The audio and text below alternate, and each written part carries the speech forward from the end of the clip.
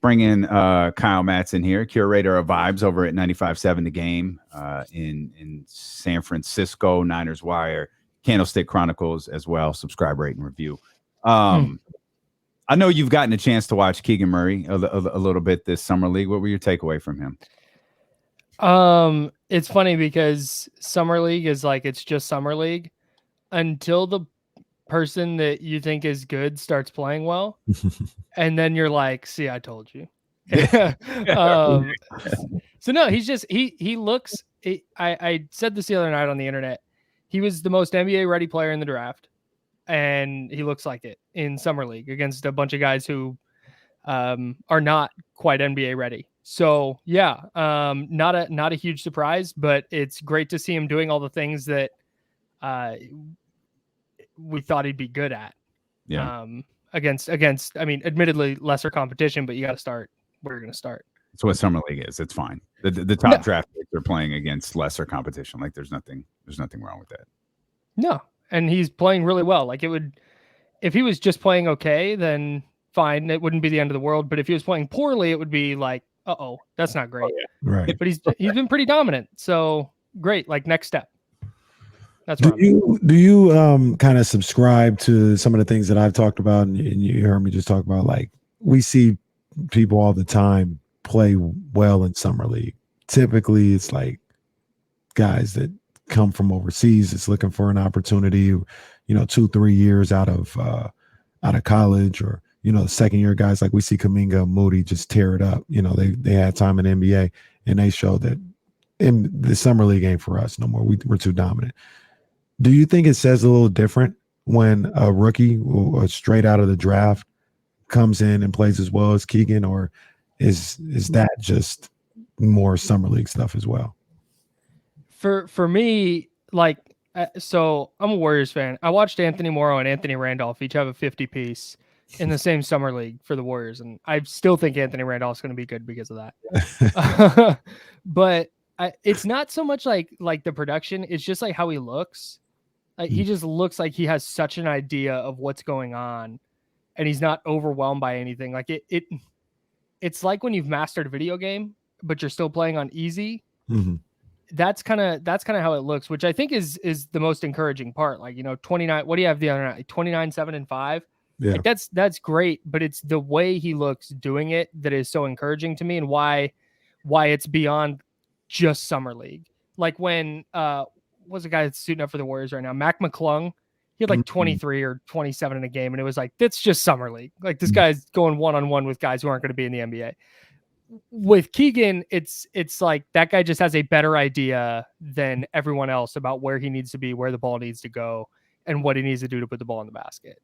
Mm-hmm. And that's why I'm taking this as, I'm not printing the Rookie of the Year trophy for him yet, but I'm also not going like, this doesn't matter, because I think it does because of the way he's doing it. What does what James Wiseman is doing, does that matter for the Golden State Warriors? Like what does James Wiseman next year mean for the Golden State Warriors? The fact that James Wiseman is playing minutes is meaningful, but I mean that's what I'm looking for right now. How many minutes can he play? Like, can he just be on the court? And then as far as his impact this year, like the guy has played since 2019. He's played like 42 basketball games or something like that. Wow. Man. Yeah. He would be a, assuming injury, he would be a redshirt junior right now in college. So if he can just be like a, 4 or 5 minutes each quarter, playing 18 to 20 minutes a night, where he's doing, I don't mean this as an insult, but like the impact that JaVale McGee had for the Warriors in the 2018, 2019 seasons, 2017, 18, whatever that was, that kind of impact where he's just running the floor, blocking some shots, getting some rebounds, altering shots at the rim, and just giving them size that they didn't have. But we've seen it in summer league. Like Draymond Green talked about it on his podcast, like a lot of rebounding is timing, and his rebounding has been really bad in summer league because he's just not, like I talked about Keegan Murray having an idea of where to be and how to play. Mm-hmm. Wiseman does not have that right now at all. Everything he's doing is purely physical skill at this point. So that's what can he just play games? Can he play 65 games and by the end of the year kind of look like he has an idea of what he needs to be doing? Because right now it's just a lack of experience, I think, for him. So it's exciting, especially the flashes where he, blocks a jump shot and then leads the break and then hits a three. And it's like, great. That's all fantastic, but he needs to do it more consistently than he's done it. I'm rooting for the young man. I really like James Wiseman. I want to see him, like you said, just play games, stay healthy, get on the court, and get an opportunity to be part of a team consistently. Because I got no doubt in my mind, if he's able to stay healthy, he's going to produce. Is he going to be an all-star? I don't know that. I know he has that type of talent, but I think he's going to produce at the very least, bare minimum. So I hope he gets an opportunity to just stay healthy and play. We've seen a lot of the time with the Warriors in the summer league, Kuminga's gone off and people are really excited about what he can do. What do you think about Moses Moody? Because we've seen highs and lows from him in this summer league. I think he's played maybe 2 or 3 games. He hasn't played a lot, but he played in the California Classic and wasn't that impressive. And then he just goes crazy, I think, in his first game of summer league for like 32 3/4. What do you think about Moses Moody this summer? I think that Moses is going to be, so of the Kuminga, Moses, Moody, James Wiseman kind of trio, I feel like Moody is the guy that he's just going to be in the league for like 12 years. And whether he's an all-star or just a 3-and-D guy, just a generic 3-and-D guy, like I think there's always going to be a role for him. Mm-hmm. It's encouraging that he went into summer league though, and for the most part did what he needed to do and looked, like you said, like, okay, this is probably a step below where he should be. He's still a little bit inconsistent, but again, he didn't get to play a ton last year and he was a rookie who would have been his second year in college. So, I'm higher on Moody, I think, than most people. Like the fact that he came in in the Western Conference Finals in game 2, that was the game that the Warriors were down 19 at home to the Mavs. And they started to close it out, and Damian Lee had come in and was just a detriment in that game. He did not play well. And Kerr turned to Moody. And granted, Gary Payton II was hurt, and the rotation was a little bit out of whack, but Moody was on the court for the minutes that effectively closed that game out in the biggest game of the year to that point. So I don't have a question of whether he will eventually turn into a serviceable NBA player. It's just like, where is his ceiling? And I think that's fine. I think that he was an end of the lottery pick. So I'm not super concerned if his ceiling isn't crazy high, but I think he's going to be a good player for a long time. Kevin Durant Warriors. Chance at all. I mean, yeah, I okay, give me a reason why not. All right, so I've waffled on this a lot because the basketball says, like, yes, you add Kevin Durant if you can. But the Warriors fan in me is like, dude, and the vibes curator in me is like, the vibes are great, and Kevin Durant has bad vibes.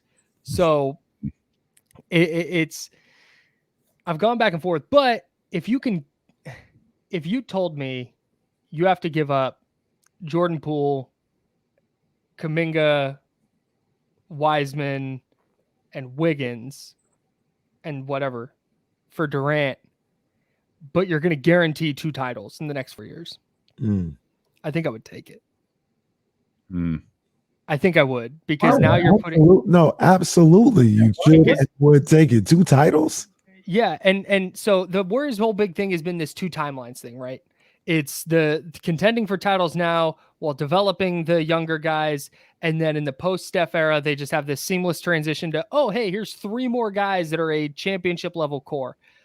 The odds of that happening are really low because that means Wiseman's really good, Kuminga's really good, Poole is really good, and Moody is really good. 3 of those 4 are good players, like all-star caliber players. Right. Like, probably not. Like, they'd be lucky if one of those guys an all-star. Right.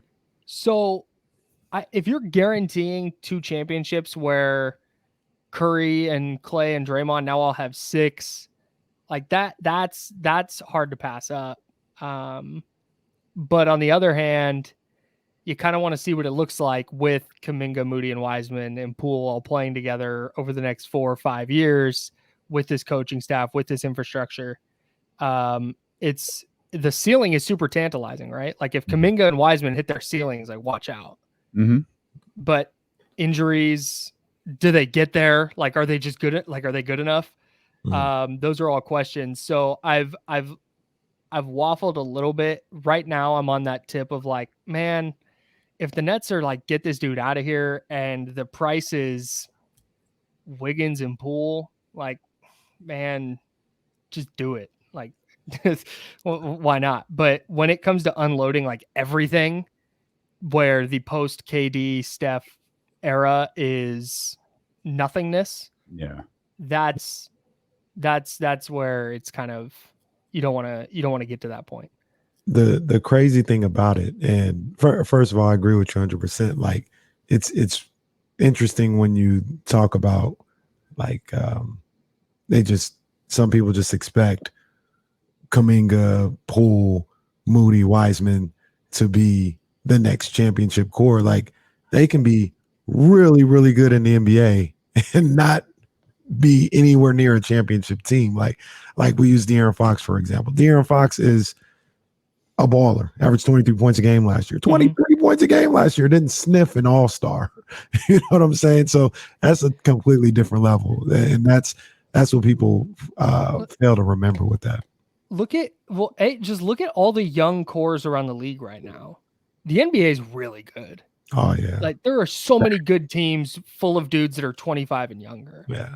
And the Kings might wind up being one of those teams. But the thing that jumps out to me is like, man, look at what the Jazz had. The Jazz had all-world defensive center Rudy Gobert. They had Donovan Mitchell, who set the league on fire. They had really good role players, and they just did nothing. Right. And they had really, like, if Jordan Poole, I mean, it's not, if Jordan Poole is Donovan Mitchell, like the Warriors would be thrilled. Right. Yeah. But that doesn't get you, like that doesn't necessarily get you anywhere. You would need that and all this other stuff to fall into place. And I get what they're trying to do. They're trying to replicate the draft and develop and then get your Iguodalas in and your veterans. But like what they did with the Steph, Clay, and Draymond core just doesn't happen. Like, you don't just do that again. Right. And even if, like I said, even if they do, there's a lot of really good young teams. You also ran on the greatest contract in the history of professional sports on accident. Right. Yeah, like 4 and 40 or whatever it was for Steph. And there were still plenty of people who were like, "Oh, I can't believe they did that." Right. And then a year later, it was like, Lord.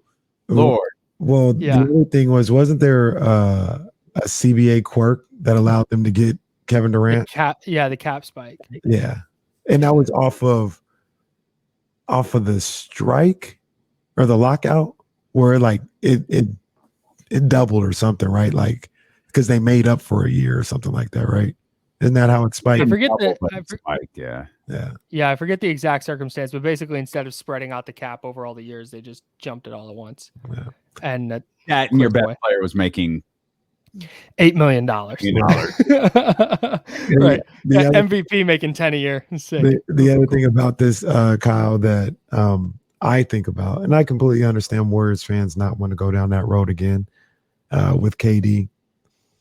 If I was Boogie Buzzins or Guy Bansky, I'd be telling KD, hell no, don't go back there. Are you crazy? Right. Like, are you out of your mind? That should not even be an option to go to the Warriors. That is no. And it might not be. We have no idea where the interest level is. I mean, I hate to be that guy, but it's also not KD's call.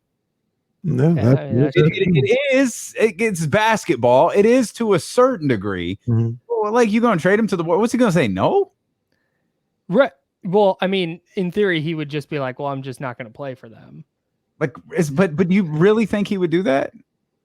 I mean, Maybe. well, Kevin Durant, you know what, he There's might. there's tweets to get off. He I mean, he might. true. He was doing this thing on Twitter the other day where he was like, "Hey, everybody, have a great day. What did you do to enhance your legacy?" Yeah. That was great. There's not Kevin Durant's playing for the Brooklyn Nets next year, so it's I think so too. that's ultimately what I think is happening. Like they're definitely just going to run it back, right? I kind of feel like they are, and there's not like they're a legit championship contender. Mm-hmm. Hey, good on they can compete in the East, and good on the Nets for not just being like, great, here, whatever's the first offer is, you can go. Just being like, nah, man, you're under contract. If we get, it's what the Niners did with Debo. It was like, okay, fine. If we get blown away by an offer, we'll trade you, but we're not just going to give you away because you want to go. Right. So shout out to the Nets. Well, shout out to Kyle Sean Madson, who was in our notes today in the rundown, because I wanted to ask you. We haven't talked about football in months. What's football? Exactly. It's the other thing that you do when you're not talking with us. You brought up Debo. It's just all things have kind of settled down, and dynamic duos of Ayuk and Debo, and social media behavior seems to be on point. Is this deal going to get done, or like what's going to happen with Debo entering the next season?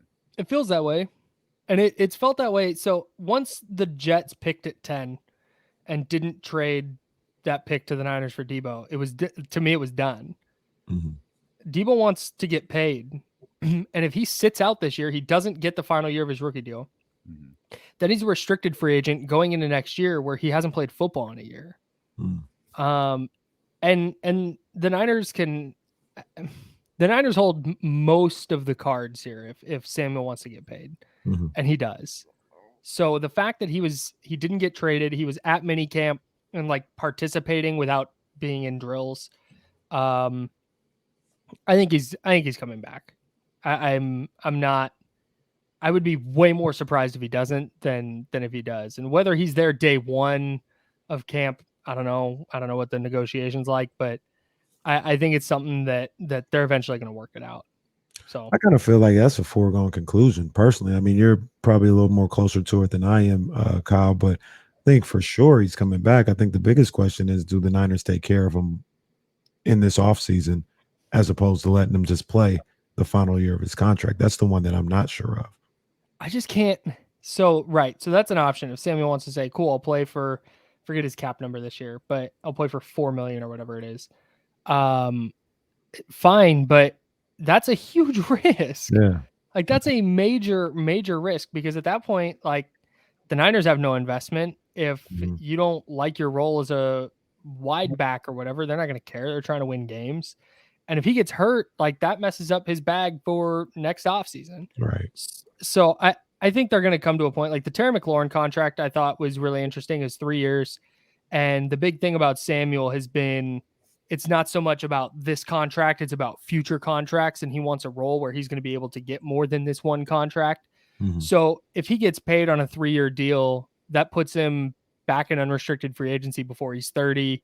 He continues playing well as a receiver. Now he's getting, top of the market wide receiver money again in 3 years.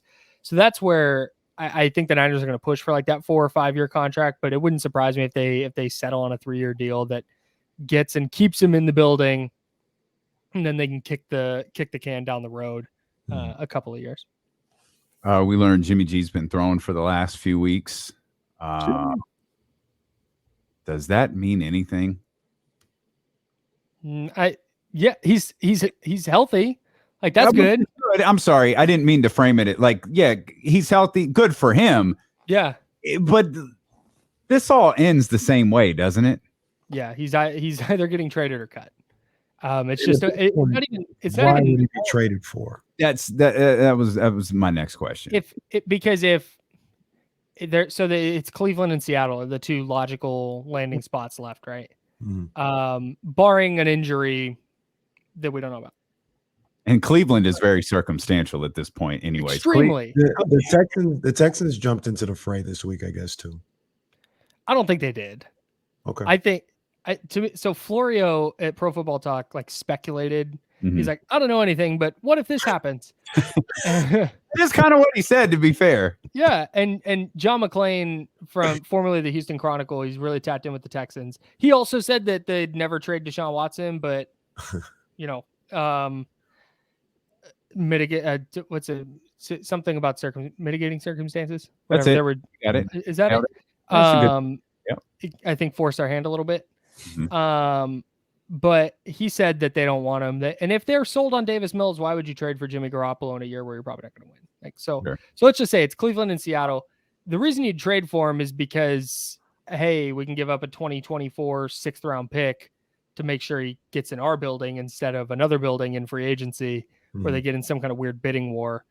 But to your point, if Deshaun Watson gets 6 games and the Browns say, cool, it's Jacoby Brissett for 6 games, and then we're going to just start Deshaun Watson, which sounds insane, but that's a different conversation. 6 games. Yeah. Insane. If Deshaun Watson gets 6 games, oh my God, dude. Wow. I think that's incredible. I think it's going to be like 10. But that's really better. Like I know it's not. I know it's not. And it might get lowered on an appeal. The appeal is coming, and they give them 10, it gets down to 6 or something like that. Everything I've read by smarter people than me have been like, yeah, the NFL doesn't have a lot, and that's tough. But regardless, like I said, different conversation. I think that's what will get that news, or the Browns will get that news, so the Browns will know whether that becomes public first, and then we'll get the Garoppolo domino where the Browns say, hey, we want to bring him in the building, or we don't. And then the Niners, either cut him or try and send him to Seattle or Cleveland. There's that. Yeah, that seems to be the other team involved in this. You can get much more 49ers content from Kyle Madson over at NinersWire.com, where he writes everything on that webpage. And you can subscribe, rate, and review to the fantastic podcast, Candlestick Chronicles. Yeah, with Kyle Madson and Chris Biederman. Kyle, we appreciate you.